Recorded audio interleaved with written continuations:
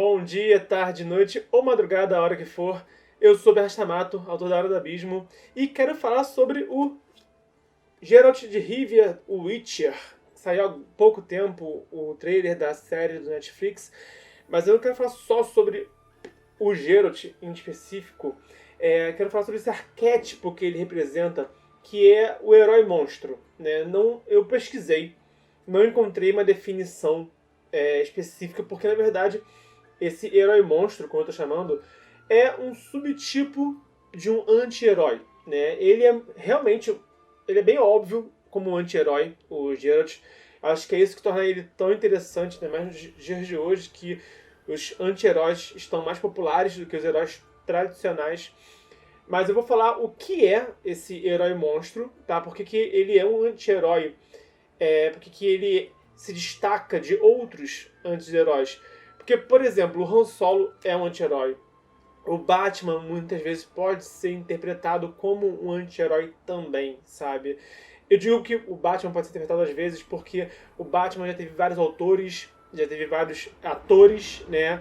Vários filmes, então a abordagem do herói varia, né? Então o Jack Sparrow não, é aquele que a gente viu nos filmes da Disney. Então não muda muito. O Han Solo também. O Han Solo clássico não muda muito, né? Mas quando a gente fala de um herói que teve vários atores, vários autores, várias interpretações, isso varia. Mas de todos eles, existem alguns que têm algo a mais, que é como o Geralt de Rivia. E eu tô percebendo que tanto quanto o anti-herói tá na moda, o herói monstro também tá ficando na moda. Por isso que eu quero falar desse arquétipo para você. E eu vou começar falando alguns exemplos de heróis monstros que nós temos na ficção. Eu vou dar exemplo de filme, de livro, de videogame, de mangá. Então vai ser assim, vários exemplos para você ver como que o Geralt não é único, né? E quais são os paralelos, as comparações que tem em comum nesse arquétipo e por que se diferencia, né? E qual é a origem também desse arquétipo e o que define esse arquétipo do herói monstro. Então, o primeiro de todos é, como eu falei, o próprio Geralt. Ele é um Witcher, né? Em português traduz como bruxo, mas eu acho que é uma tradução bem imprecisa, sabe? Porque não é um bruxo no sentido de praticante de bruxaria à moda antiga, sabe? Ele é um caçador de monstros, ele é um alquimista e ele é um mercenário, sabe? Em um só, né? Então ele é um ser bem específico desse mundo que o Sapolsky criou, sabe? Ele tem um código de conduta, ele tem um código de honra próprio, sabe? Por exemplo, o Witcher, ou os Witchers, né? Eles não podem matar criaturas inteligentes, ok? Então, se o capítulo que eu li hoje, inclusive, tem um mímico, que é um doppelganger. Ele não pode matar um doppelganger, porque não é uma besta, não é um monstro irracional, sabe? É uma raça monstruosa, mas não é um monstro que não tem inteligência, que mata por instinto, sabe? Então é diferente. O Witcher também não caça dragões. Existem caçadores de dragões. Então, assim, eu acho que é esdrúxulo falar que é um bruxo por isso, porque é um ser muito específico, não é simplesmente um praticante de bruxaria, sabe? Eu acho que, enfim, é opinião minha de tradução, sabe? Mas como o Geralt ele é um Witcher e ele é por excelência um mutante, né? Ele não é exatamente um humano, ele foi alterado, como outros também foram alterados na ficção. Isso torna ele um herói monstro. Ele não deveria ter sentimentos, mas ao longo das histórias dele, da relação que ele vai desenvolvendo com outros personagens, principalmente a Yennefer, você vai vendo que ele também não é um Witcher padrão, ele é um ser singular, até mesmo entre os Witchers. Então, na verdade, ele não chega nem a ser um humano e nem a ser um monstro. E ele fica nessa corda bamba entre as duas coisas. Ok? Então, falar de filme. Eu não encontrei, deixar aqui o livro do lado, quase caiu. Eu pesquisei e eu realmente não encontrei um personagem que fosse de fato o herói monstro no sentido clássico nos filmes, ok? Então eu vou falar dois personagens que se aproximam desse arquétipo. Eles não são heróis monstros, mas se inspiram um pouco nesse arquétipo. Que são o Edward Mão de Tesoura, porque apesar desse filme não ter nada de bem contra o mal, né? Até tem um arquétipo ali, mas não é uma batalha, sabe? Não é uma guerra, não é uma aventura. É mais um Tim Burton sendo Tim Burton, né? Passou um carro da polícia. Outro personagem dos cinemas que, de novo, não é um herói monstro tradicional. Ele pega a inspiração desse arquétipo e usa em outro contexto, ok? É o T-800 do Exterminador do Futuro 2. Porque ele é uma máquina, ele é um robô, ele deveria estar matando pessoas, ele é um inimigo, mas ele foi reprogramado para salvar justamente o Connor, né? Então, essa ideia de que ele foi criado para ser um inimigo, mas foi reprogramado para ser herói e assume a posição de herói, é um pouco equivalente a essa questão do monstro heróico, do herói monstro, só que no contexto de ficção científica e não no contexto de fantasia. Por isso que eu falo, ele não é exatamente esse herói monstro, mas com certeza flerta com esse arquétipo. Nos videogames, quem eu acredito que é o melhor exemplo de um herói monstro é o Alucard do Castlevania, porque ele é filho do próprio Drácula, mas ele se rebela contra o pai dele e se torna um herói. Ele apareceu pela primeira vez no Drácula no Castlevania 3, se não me engano, mas ele foi o herói principal do Symphony of the Night. Desde então, ele é considerado um dos maiores heróis do Castlevania. Né? É até difícil manter a popularidade dos Belmont tendo o Alucard ali, que rouba a cena. Inclusive, no Netflix tem uma série animada, anime, do Castlevania, em que o Alucard é o personagem central, sabe? A história é narrada do ponto de vista do Trevor Belmont, mas eu acho que o Alucard rouba bastante a cena nesse anime. Então, assim, quem não for gamer, mas quiser conhecer um pouco dessa relação do filho do Drácula com ele, a série do Netflix é um bom exemplo. Além do Castlevania nos videogames, também tem outros jogos que pegam esse arquétipo, como o Dark Souls, como o Skyrim, porque o Dragonborn, ele é dragão e humano, né? Humano ou então elfo, então o que você escolher. Mas ele tem sangue de dragão. O Dragon Age tem os Guardiões Cinzentos, né? Os Grey Wardens, que também são ao mesmo tempo heróis e são também Darkspawn. Então são outros exemplos de heróis monstros nos videogames. Tem também o mangá e anime Claymore, que tem a Claire, que ela é uma amazona cavaleira que caça monstros. Mas esse grupo de guerreiras, que são as Claymore, elas são criadas também a partir dos monstros que elas caçam. Então, não preciso nem falar. Elas são literalmente criadas com base nos monstros. Elas são monstros e heroínas. Inclusive, chega um ponto da trajetória delas que elas começam a se tornar monstros também. Então, elas precisam ser eliminadas. Isso também tem muito a ver com os Grey Warden do Dragon Age. Eles também têm um momento da carreira deles que eles vão se tornando monstro e também precisam ser sacrificados, né? Então é outro elemento comum desse arquétipo do herói monstro. A partir do momento que você é um monstro também, você pode se tornar mais monstro do que humano e cada história vai lidar com essa consequência de forma própria. Nos RPGs tem um personagem que é um ótimo exemplo de um herói monstro, mas ele surgiu como um livro de romance. Ele primeiro nasceu como literatura, mas dentro de um mundo que é o mundo de RPG mais famoso que existe, que é o Drizzt do Urden. Ele é um Drow, um elfo negro. Então ele nasceu numa raça de vilões, uma raça maligna. Os Drow são malignos por excelência, mas ele em si não é uma pessoa maligna. Então, o fato de ele ter nascido numa raça que deveria ser uma raça de vilões, mas ele é um herói, né? Torna ele também um herói monstro. Mas ele de monstro não tem nada, só a raça em que ele nasceu.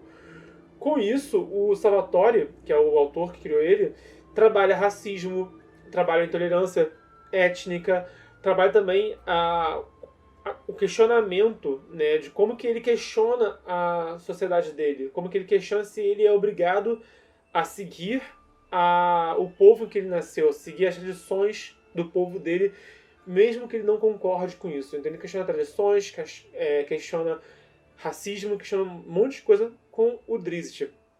De todos os exemplos aqui, eu acho que o Drizzt ele é um pouquinho diferente, porque o Witcher, a Claymore, o Grey Warden do Dragon Age, eles são meio que mutações. Eles são meio humano, meio monstros. O Drizzt, ele não é meio humano. Ele é de uma raça que é, por excelência, por tradição maligna, mas ele tem todos os traços de um herói. Ele é bem assim, ele é bonzinho, ele é honrado, ele é um cara bacana. Ele não é um cara tão sombrio assim, na maior parte do tempo. Mas então, ele é um pouquinho só a regra, mas também entra no arquétipo.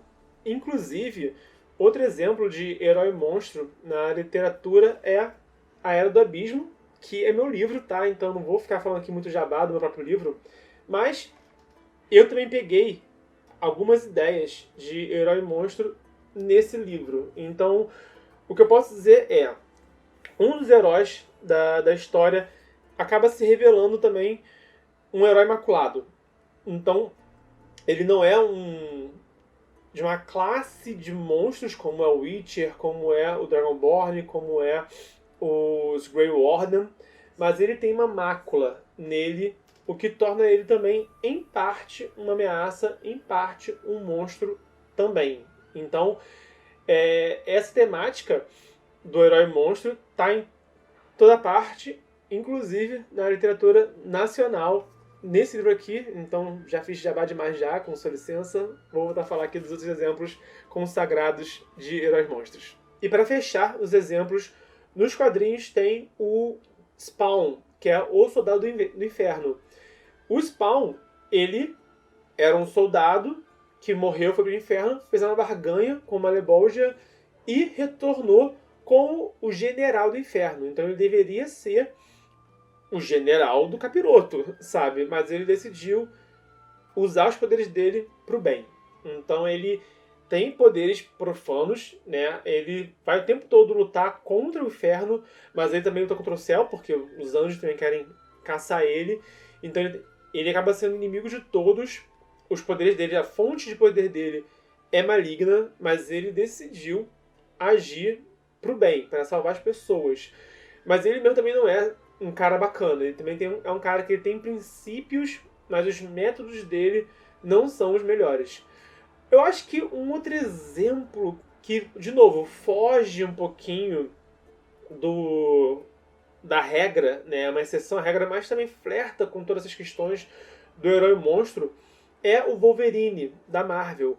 Porque ele é um mutante, mutantes são caçados na Marvel, mas de todos os mutantes, né, que tem essa questão, porque os mutantes acabam sendo heróis que são simplesmente odiados pelas pessoas que os protegem, sabe?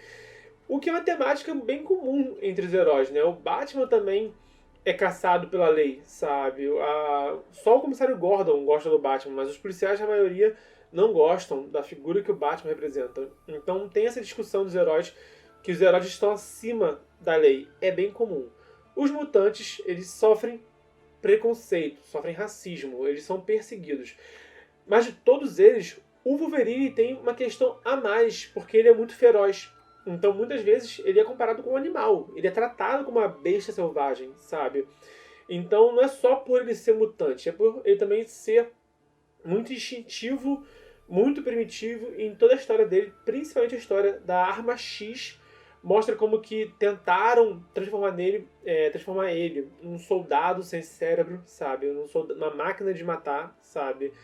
Então, de todos os heróis, o Wolverine também flerta com esse arquétipo do herói monstro, mais pelo lado selvagem e animalesco, e quase irracional. Então, o Wolverine muitas vezes luta para ser humano, ele questiona a própria humanidade dele muitas vezes, e enquanto os X-Men são a maioria heróis, ele é um anti-herói. Então, essa qualidade dele de ser anti-herói e mutante, que é visto como um monstro no mundo dos X-Men, no mundo da Marvel, torna ele esse herói monstro também.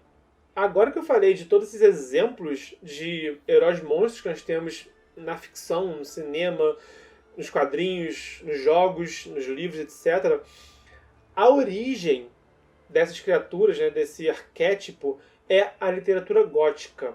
Principalmente o Médico e o Monstro e o Frankenstein ou o Prometeu Moderno. O Drácula tá também nessa época da literatura gótica, mas o Drácula ele ainda é o vilão do livro dele, né? Você vê a história da perspectiva dos humanos caçando e enfrentando o Drácula. Então o Drácula ele é o vilão.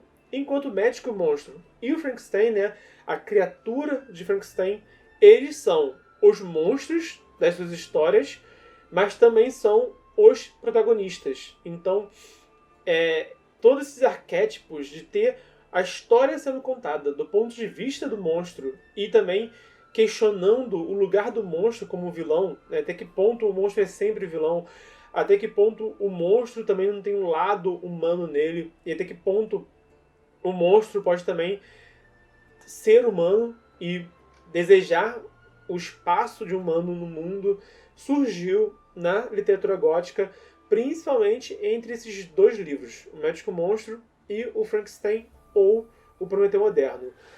Daí, desses dois exemplos, é que começou a surgir outros monstros, heróis monstros, em todas as mídias, né? Mas eu acho que a fonte da inspiração são esses dois. Talvez seja redundante falar agora o que define o herói monstro, né? Porque eu dei tanto exemplo, citei tantas características, né? Mas não custa falar. O herói monstro é justamente aquele herói, tá? Ele vai ser o protagonista, a história vai girar em torno dele, mas ele vai ser um monstro também. E vai ser não só assim. Ele vai ser visto como um monstro, ele vai sofrer preconceito, ele vai sofrer um estigma social por ser um monstro na história dele.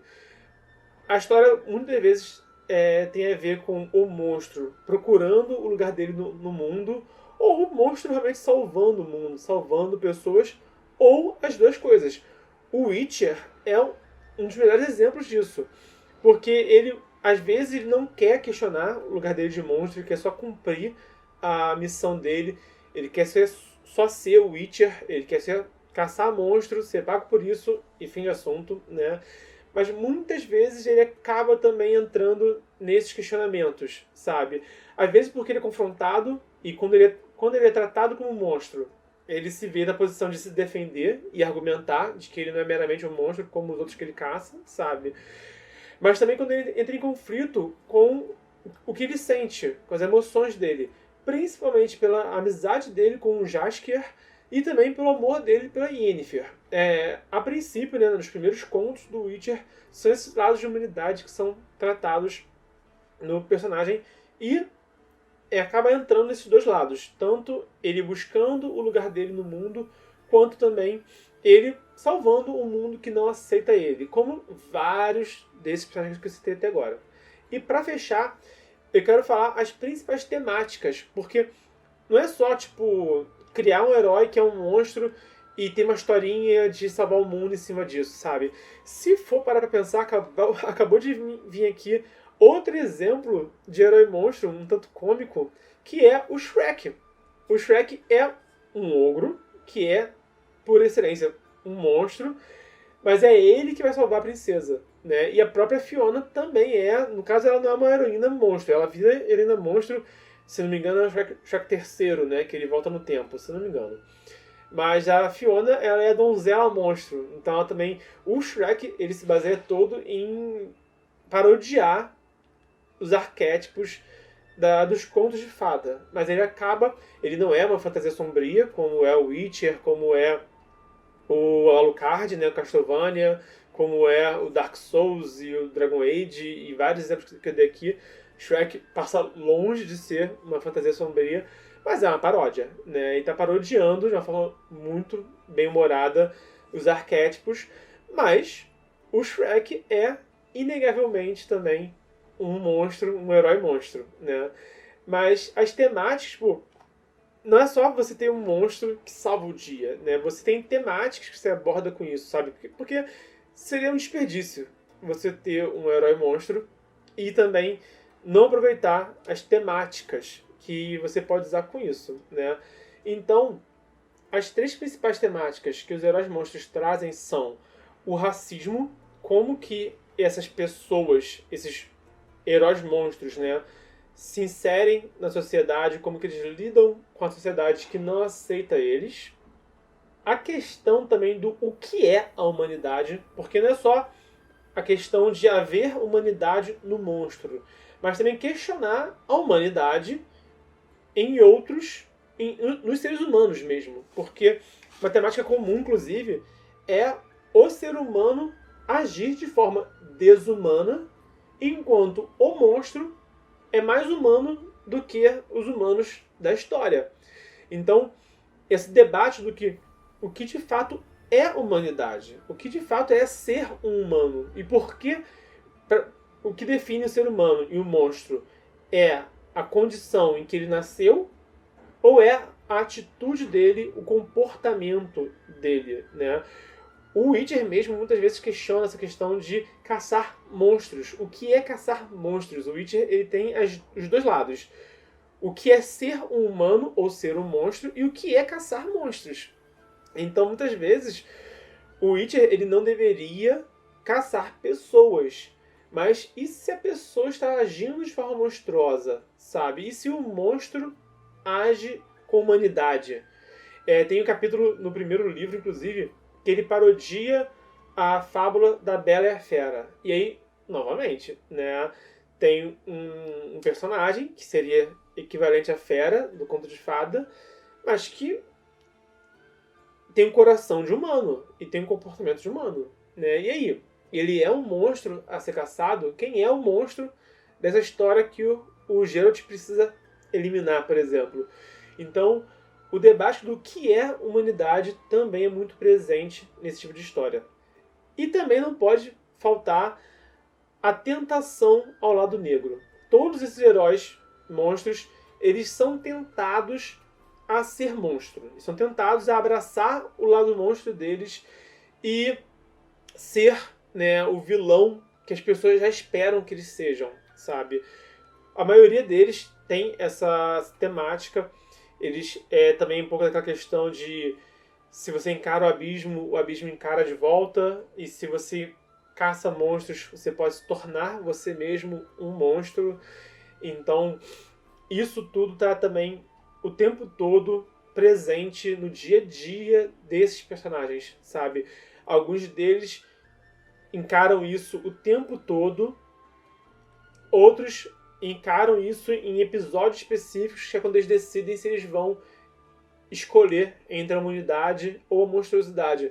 Muitas dessas histórias também têm outros personagens antagonistas, né, que são justamente meio monstro, meio humano como eles, mas que abraçaram o lado negro, abraçaram o lado monstro. Esse tipo de ferramenta de narrativa geralmente é usado para mostrar quem que seria aquele herói se ele fosse um vilão, né? Então, mostra o potencial de bem e mal em cada um de nós e também mostra como que esse herói poderia sim ser uma ameaça. E no caso de heróis monstros, né, eles são quase uma ameaça e muitas vezes são vistos como ameaça. Então, essa tentação ao lado negro é muito mais forte do que seria em outras temáticas também. Por fim, eu deixo um convite para você falar aqui nos comentários quem é o seu herói monstro favorito, se você já tinha percebido esses paralelos, já tinha percebido quantos personagens na ficção, nos jogos, nos livros, nos filmes, quadrinhos, etc., atendem a esse arquétipo, e de todos que eu falei, ou de algum que eu não citei, qual é o seu favorito. Solta o verbo aqui no comentário. E se você gostou desse vídeo, deixa aquele joinha. Se você acha que algum amigo seu, algum amigo ou amiga, ou alguém que você conheça, se interessaria por esse assunto, envia, por favor, esse vídeo para essa pessoa também, se você achou que esse vídeo merece ser compartilhado. E se você é novo aqui também e achou esse conteúdo enriquecedor, se inscreva no canal também, tá bom? É uma honra falar com você até aqui e valeu!